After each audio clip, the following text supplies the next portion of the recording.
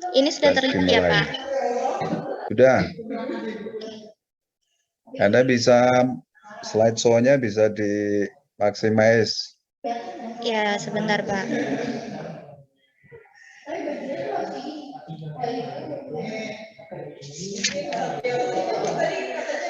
Baik, saya mulai. Bismillahirrahmanirrahim. Assalamualaikum warahmatullahi wabarakatuh. Selamat malam Pak Sohidin dan selamat malam teman-teman semuanya. Terima kasih pada malam hari ini saya diberi kesempatan untuk mempresentasikan hasil tugas saya dalam mata kuliah teori akuntansi. Di malam hari ini saya akan menjelaskan terkait teori dan teori akuntansi dan riset akuntansi. Untuk yang Mbak, sebentar. Kayaknya kok kredit di areamu kok kredit sekali itu. Oh iya Pak, soalnya ini saya di kampus, terus ini ada Zoom bareng-bareng, ada teman-teman yang lain seperti itu. Itu kan kurang kondusif toh. Coba sih tadi satunya Intan, coba kamu kredit enggak ya situasinya? Sebentar ya Pak.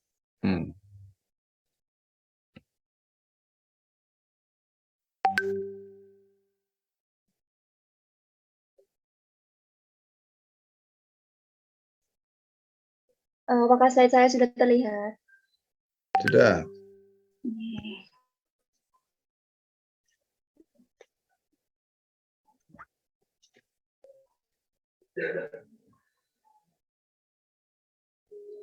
Sebelumnya, Assalamualaikum warahmatullahi wabarakatuh. Terima kasih kepada Pak Sohidin juga teman-teman atas waktunya. Di sini saya Inna Ramawati, izin untuk menyampaikan hasil kerja saya mengenai teori akuntansi dan juga riset akuntansi. Yang pertama akan dibahas mengenai teori dan juga teori akuntansi. Ada konsep umum teori. Teori merupakan suatu penjelasan yang menekankan bahwa dalam berbagai situasi yang terjadi akan berakibat pada hal yang sama. Sebuah teori dinyatakan dalam pernyataan umum diuji akurasinya menggunakan data atau fakta empiris. Dalam Suarjono, bidang pengetahuan teori merupakan bidang yang mengkaji gagasan dan landasan dari praktek yang dilakukan. Bidang pengetahuan teori terbentuk dari asumsi dasar, konsep, penjelasan, deskripsi, dan penalaran secara keseluruhan. Yang selanjutnya terdapat hipotesis. Hipotesis diartikan sebagai suatu postulat atau dasar yang dapat diuji dalam kehidupan nyata. Hipotesis ini diterapkan untuk sekelompok subjek dan bukan individual subjek. Artinya hipotesis ini dilakukan untuk menguji ke orang lain, bukan di dalam diri peneliti itu. Dalam ilmu sosial, hipotesis diuji melalui bentuk negatif atau hipotesis nol. Sebuah teori tercipta jika hipotesis nol salah dan fakta empiris mendukung bentuk positif hipotesis. Selanjutnya terdapat teori, hukum, teorema.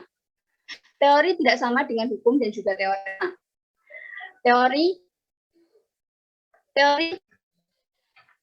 Maaf, saya ulangi.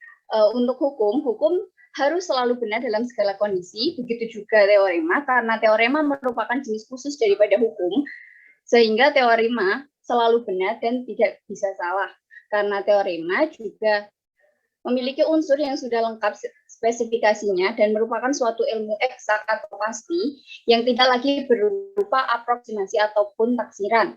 Berbeda dengan teori tidak harus selalu benar karena teori bisa juga salah, namun kebanyakan teori di sebagian besar kondisi harus benar. Lalu selanjutnya terdapat teori positif dan juga teori normatif. Teori positif diartikan sebagai teori yang menjelaskan atau memprediksi fakta dan tidak mengasumsikan kita menginginkan hal akhir tertentu.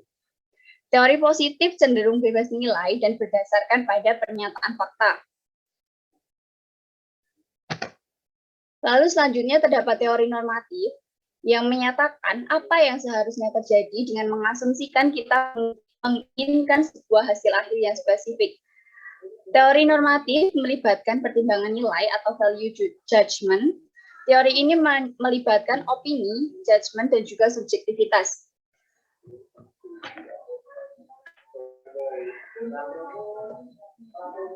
Selanjutnya terdapat teori global dan juga partikularistik. Teori global atau disebut juga sebagai sistem deduktif merupakan suatu penyimpulan yang berawal dari pernyataan umum yang disepakati atau premis ke pernyataan khusus sebagai suatu simpulan atau konklusi. Pernyataan ini digunakan untuk memberikan penjelasan dan dukungan terhadap kelayakan suatu pernyataan akuntansi. Premis sistem deduktif total atau mencakup semuanya, maka simpulannya juga harus menyeluruh. Selanjutnya terdapat teori partikularistik atau induktif, yang merupakan kebalikan dari penalaran deduktif, yaitu berawal dari keadaan pernyataan umum yang merupakan tersebut. Sistem induktif karena merupakan kelompok fenomena atau secara realistis bisa fokus pada suatu bagian kecil di lingkungan yang relevan. Selanjutnya teori akuntansi.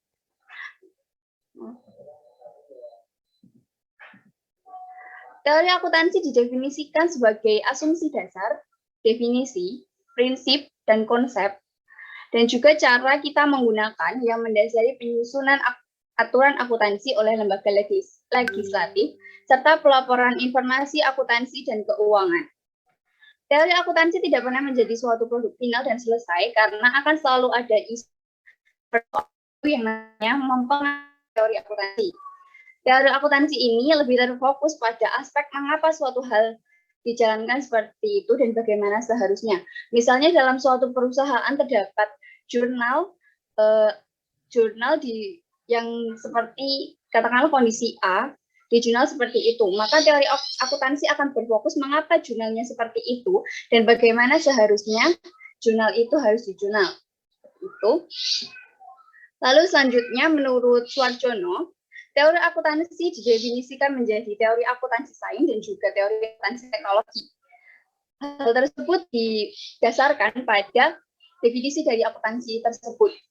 Jika akuntansi didefinisikan sebagai sains, maka akuntansi akan ditujukan untuk mendapatkan validitas mengenai fenomena dengan menerapkan metode ilmiah, sehingga teori akuntansi akan memiliki kepentingan untuk menghasilkan pernyataan umum untuk menjelaskan suatu praktik akuntansi. Selanjutnya, jika suatu akuntansi didefinisikan sebagai teknologi, maka akuntansi merupakan suatu pengetahuan tentang perekayasaan informasi untuk pengendalian keuangan negara. Sehingga teori akuntansi merupakan penalaran logis untuk mengevaluasi dan mengembangkan praktik akuntansi.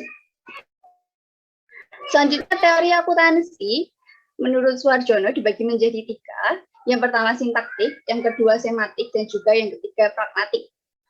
Teori akuntansi sintaktik berkepentingan dengan struktur pelaporan keuangan. Teori ini memberikan penalaran mengapa data atau informasi disajikan dengan cara tertentu. Yang selanjutnya terdapat teori akuntansi semantik, yang lebih memusatkan perhatian pada masalah penyimbolan, pengukuran, dan penyajian kegiatan operasi dan objek bisnis merupakan objek bisnis perusahaan dalam bentuk laporan keuangan. Yang selanjutnya terdapat teori akuntansi pragmatik yang berkepentingan mengukur pengaruh dan kebermanfaatan informasi akuntansi terhadap perilaku pemakai. Teori ini memberikan penalaran mengapa informasi berpengaruh terhadap perilaku pemakai. Yang selanjutnya terdapat pengukuran dalam akuntansi.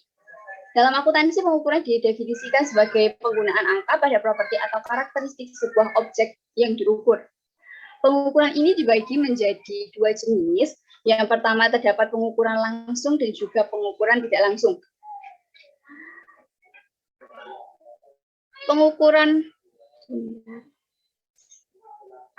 Selain itu, pengukuran juga dikelompokkan menjadi pengukuran penilaian atau assessment measure dan juga pengukuran prediksi atau prediction measure.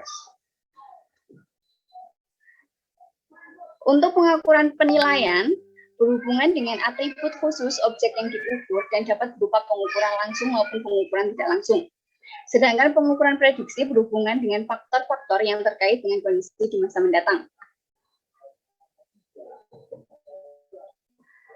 Selanjutnya pengukuran dalam akuntansi dibagi menjadi 4 skala. Yang pertama ada skala nominal, yang kedua skala ordinal, yang ketiga skala interval, dan yang skala rasio. Menurut hasil penelusuran di Google, skala nominal diartikan sebagai skala yang hanya bisa membedakan benda, peristiwa, maupun objek yang satu dengan yang lain berdasarkan nama atau predikatnya. Skala nominal ini merupakan skala yang levelnya paling rendah. Selanjutnya terdapat skala ordinal yang disebut dengan skala peringkat karena skala ini digunakan untuk mengurutkan preferensi. Urutan hasil dari skala ordinal disebut dengan penjenjangan ordinal. Selanjutnya terdapat skala interval. Skala ini mensyaratkan bahwa perubahan dalam atribut yang diukur di antara berbagai angka harus sama atau interval harus tetap.